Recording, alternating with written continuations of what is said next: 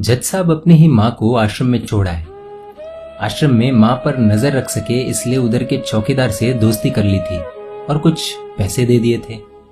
जज ने चौकीदार को अपनी दिल की बात आंखों में आंसुओं के साथ बता दी कि घर में पत्नी है जो माँ के साथ बदतमीजी से पेश आती है और पत्नी के कहने पर दोनों बच्चों ने माँ से बात करनी ही बंद कर दी। माँ को अकेलापन लगने लगा और इन सब वजहों से दिन भर रोती, इसलिए उसे आश्रम छोड़ने के लिए आ गए। तो चौकीदार ने कहा, जज साहब आपके सामने सारे सबूत थे कि कौन सही और कौन गलत है, लेकिन अपनी ही माँ के साथ न्याय नहीं कर पाए तो औरों के साथ क्या न्याय करते होंगे आप। ये बात जज साहब के दिल को छुप गई।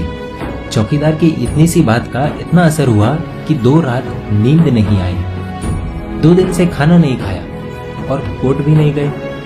ऐसा लग रहा था जैसे एक चौकीदार ने जज साहब की दुनिया हिला दी। जज साहब अपने घर में रूम से बाहर आए। दोनों बच्चे और पत्नी खाना लेकर इसी इंतजार में खड़े हैं कि कब खाना खाएंगे। तभी जज साहब ने एक कागज पत्नी को और 2 अलग कागज अपने बच्चों के हाथ में थमा दिए। कागज की एक लाइन पढ़ी तो पत्नी के हाथों में से थाली गिर गई। जज साहब बोले, मैं तुम्हें तलाक दे रहा हूं, और बच्चों से कहा, आज से मेरी सारी प्रॉपर्टी आप दोनों की, मुझे कुछ नहीं चाहिए।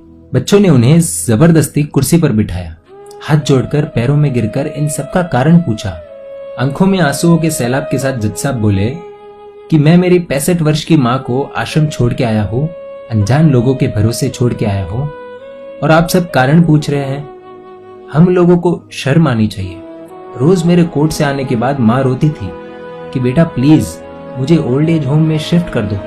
आप में से किसी ने भी माँ से सीधे मुंह बात नहीं की और ये भी भूल गए कि जिस जज को आज पूरा शहर सलाम करता है, उसी जज को बनाने में उस माँ का कितना बड़ा रोल है। कभी दूसरों के घरों में काम करने जाती तब भी मुझे अकेला ना छोड़ती।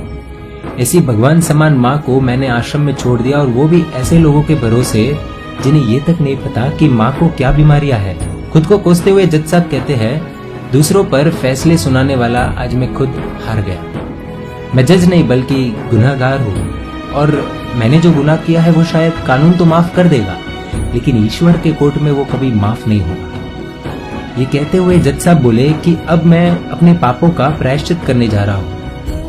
मैंने अपना सब कुछ आप लोगों को सौंप दिया है और अब अपनी माँ के साथ आश्रम में रहूंगा और उनकी सेवा करूंगा। पत्नी से जज साहब ने कहा कि याद रखना, आज तुमने उस माँ को आश्रम भिजवाया, तुम भी एक माँ हो, कल तुम्हें भी कोई आश्रम भेजेगी, तब तुम्हें मेरे इन शब्दों का अर्थ सही मायने में समझ आएगा।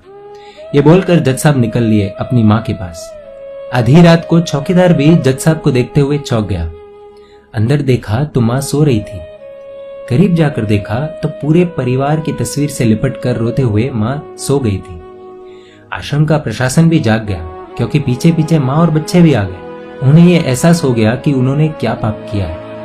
तभी आश्रम की एक कर्मचारी बोली, हम इन्हें आपको नहीं सौंप सकते, क्या पता कल आप इन्हें मार दो तो। ये सुनते ही जज साहब की पत्नी को दिल में बहुत दर्द हुआ। वो बोल उठी कि मैडम जी, शायद हमारे हाथों बहुत बड़ा पाप हुआ है, मानते हैं, लेकिन अब हम इन्हें मारने नहीं, इन्हें एक नया जीवन देने आए हैं। आश्रम के सभी बुजुर्गों की आंखों में आंसू थे, सबके सब रो पड़े। खुशी के आंसुओं के साथ माँ को घर ले आए। लेकिन वही आश्रम में अनेक आंखें ऐसी थी जो किसी ना किसी का इंतजार कर रही थी। दोस्तों, इस कहानी का उद्देश्य तो आप सब समझ गए होंगे, इसलिए शेयर कीजिए और हर घर तक इस कहानी को पहुंचाइए, क्योंकि माँ तो माँ होती है। सब होगा तुम्हारे पास पर सुकून नहीं होगा।